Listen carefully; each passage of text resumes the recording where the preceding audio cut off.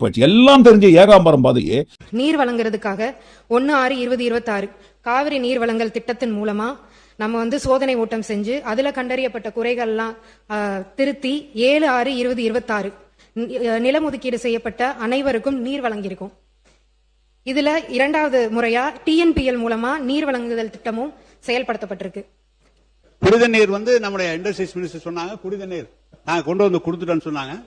கிட்டத்தட்ட ஒரு 90 நாளையில அவ்வளவு பெரிய திட்டத்தை நிறைவேற்றக்கூடிய நல்ல அமைச்சர் தான். ஏன்னா நாங்க ஏற்பாடு செய்யாம அந்த குடித நீர் நீங்க 90 நாள் அங்க கொண்டு வந்திருக்க முடியாது. இன்னும் பொன்னனையாரை பத்தி நம்முடைய அமைச்சர் சட்டமன்ற உறுப்பினர் சொன்னார். பொன்னனையார் டேம் உருவாக்குனதே கலைஞர். அதுவும் காவிரியிலிருந்து கொண்டு வந்து தண்ணி கொடுக்கணும்னு சொல்றீங்க. காவிரியிலிருந்து தண்ணீர் கொடுத்தோம்னா அதனுடைய வரைபடம் பூலோக வரைபடம் பாத்தீங்கன்னா அந்த மணப்பாறை பகுதியில் ஒரு பகுதி மட்டும் தான் தண்ணி பாய், எல்லா இடத்துக்கும் தண்ணி போறதுக்கு வழி இல்லை. இதெல்லாம் கடந்த கால உண்மை. நீங்க 90 நாளைக்குள்ள எல்லா வசதியும் செஞ்சு கொடுத்தா ரொம்ப சந்தோஷம் தான். நாங்க ஓட்டு போட்டு விஜய் சாரை வர வச்சு இன்னைக்கு எதுவுமே கிடையாது, எந்த பிரோஜனமே கிடையாது சார்.